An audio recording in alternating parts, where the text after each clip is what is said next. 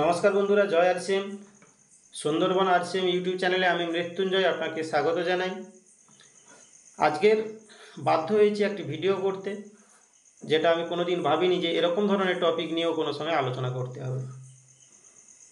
আমরা বিগত কয়েকদিন একটা ভিডিও আমাদের সামনে ট্রোল হচ্ছে, আমরা অনেকেই হয়তো দেখে থাকবো। জি নিউজে ডিএনএ বলে একটি প্রোগ্রামে আমাদের আরসিএমের স্টার ডায়মন্ড রবি অপি শর্মা স্যারকে নিয়ে কিছু ট্রোল করা হয়েছে, যেখানে রবি অপি শর্মা স্যার আমরা যে বিষয়গুলো শুনিনি লাইভ প্রোগ্রামে, জি নিউজ কোথা থেকে জোগাড় করেছে সেটা তো দেখাতে পারেনি, কিন্তু কথাগুলোকে এমনভাবে মানুষের কাছে রেখেছে যেটা শুনলে যে কোনো ব্যক্তিরই বিরক্ত লাগবে, খারাপও লাগবে। আমারও খারাপ লেগেছে, তাই বাধ্য হয়ে ভিডিওটি আজকের আমি বানাতে বসেছি। তো বিষয় হচ্ছে, জি নিউজ কোনো বিষয়টিকে সম্পূর্ণভাবে না জেনে এমনভাবে সম্প্রচার করছে, এটা কিন্তু ভীষণভাবে অন্যায়, সেটাকে মেনে নেওয়া যায় না। রবি অপি শর্মা কোথায় বলেছে যে তার 5টা এয়ারপোর্ট আছে? কেউ যদি এইরকম ভিডিও পেয়ে থাকেন তাহলে আমাকে শেয়ার করবেন। যারা ট্রোল করছেন আর জি নিউজকে দেখে দেখে কিছু ফুচকে ভাচকা চ্যানেল, আমি তো ফুচকে ভাচকাই বলি, কারণ এরা রাতারাতি সব এমএলএম জেনে গেছে, নেটওয়ার্ক জেনে গেছে। জি নিউজের ভাষ্যকার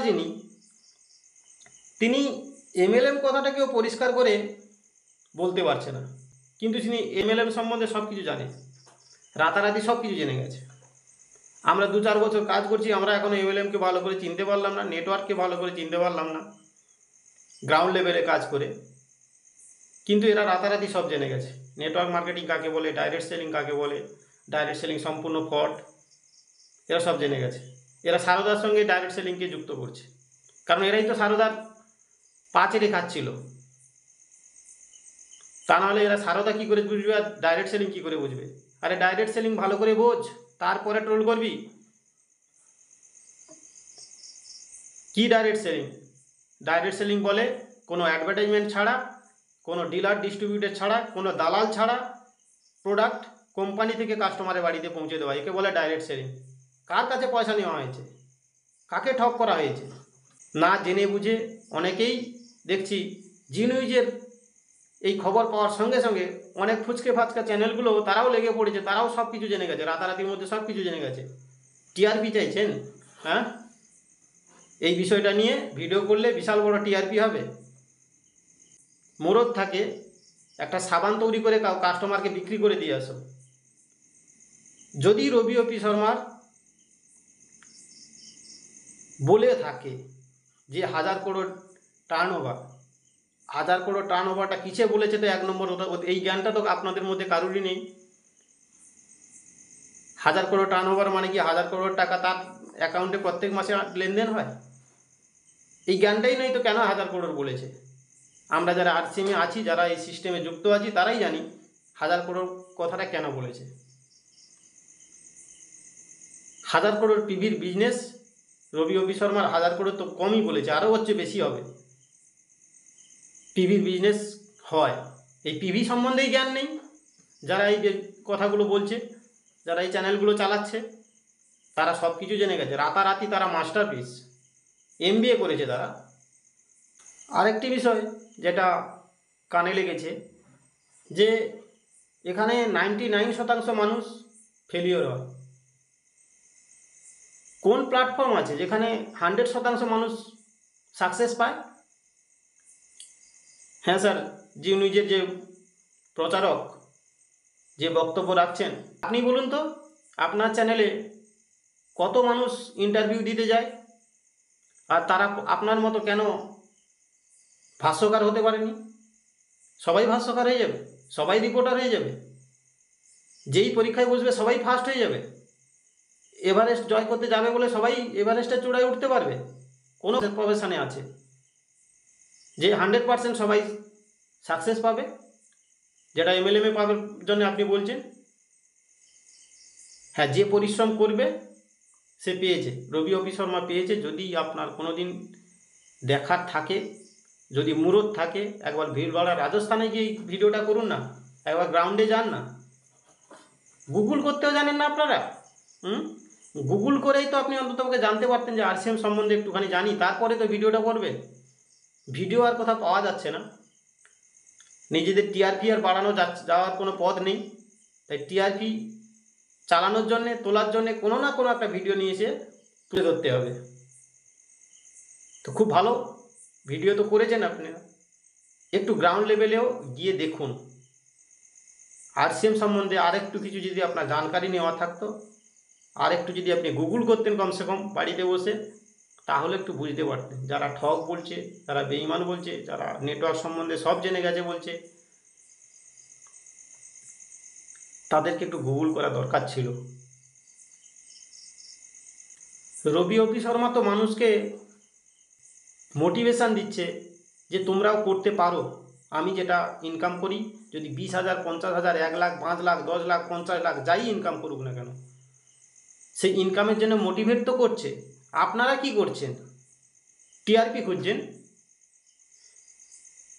যদি ক্ষমতা থাকে, যান গ্রামে গ্রামে ঘুরে, মানুষ 1 টাকা ইনকাম করতে কত পরিশ্রম করে সেইগুলো নিয়ে টিআরপি বানান। রাস্তায় কত গর্ত পড়ে আছে দেখুন, রাস্তা তৈরি হচ্ছে না, সরকারের বিরুদ্ধে বলুন। কত হসপিটালে রুগী মরে যাচ্ছে চিকিৎসা না পেয়ে, সেগুলো বলুন। সেগুলোই পরিশ্রম হবে না? নেটওয়ার্ক থেকে তুলে, ইউটিউব থেকে তুলে ইউটিউবে ডালা, তার পিছনে কিছু তোড়মোড়ারকে কিছু একটু বলে দেওয়া, সেটাকে ভিডিও বলে। তার থেকে আপনারা টিআরপি কামাতে চাইছেন না বুঝে। একটু বুঝুন, সিস্টেমটাকে বুঝে যদি বলতেন তাহলে এত মানুষের লাগতো না। আমরা গ্রাউন্ড লেভেলে কাজ করি, আমরা জানি এই পয়সাটা ইনকাম করতে রবি অপি শর্মার 21 বছর 25 বছর সময় লেগে গেছে। আর আপনারা না জেনে বুঝে শুধু খালি বক্তব্য স্টুডিওতে রেখে, আপনার এডিটার আপনাকে বলে দিয়েছে, যা লিখে দিয়েছে তাই বলেই চলেছেন, বিবেচনা নাই করে লেগে পড়েছেন। আরসিএমের সমস্ত ডিস্ট্রিবিউটারকে আমি বলবো, এই সব ধরনের যে চ্যানেলগুলো আছে, যারা এই ফেক নিউজগুলো চালাচ্ছে, তাদের বিরুদ্ধে অ্যাকশান নিন। আপনার কাছে তাকত আছে, আপনি ওই চ্যানেলগুলোতে যান, রিপোর্টিং করুন, প্রত্যেকে রিপোর্ট করুন এবং সম্পূর্ণভাবে বিশ্লেষণ করে লিখুন যে এরা সঠিক তথ্য না জেনে যে কোনোভাবে একটা ভিডিও তৈরি করতে হবে তাই ভিডিও করে ফেলেছে। ভুল তথ্যের জন্য রিপোর্টিং জানান, দেখবেন এই চ্যানেলগুলো আস্তে আস্তে করে বন্ধ হবে, এই ভিডিওগুলো আস্তে আস্তে উড়ে যাবে। এটা যারা আরসিএম ডিস্ট্রিবিউটার, প্রত্যেক আরসিএম ডিস্ট্রিবিউটারের কাছে শেয়ার করুন, যেন তাদের এই তথ্যটা জানা দরকার এবং তারা এই তথ্যটা যেন জানে। যারা এই নিউজটা শুনে মোটিভেশন হারিয়ে ফেলছেন, যাদের মনে অনেক কিছু সংশয় এসে গেছে, তাদের উদ্দেশ্যে আমি বলবো যে মানুষকে যদি মুখে বিষ দেন, তবু সে মানুষকে বাঁচানো সম্ভব ডাক্তার দিয়ে, কিন্তু কোনো মানুষের যদি কানে বিষ দিয়ে দেয় কেউ, তাহলে কিন্তু তাকে বাঁচানো সম্ভব নয়। আপনি এতদিন যা শিখেছেন, যা জেনেছেন, গ্রাউন্ডে গিয়ে যাটা বিবেচনা করেছেন, সেটাকে একবার ভেবে দেখুন এটাকে ঠক বলে কিনা, আর এই বিজনেসটা কোথায় মানুষের কী কেড়ে নিচ্ছে।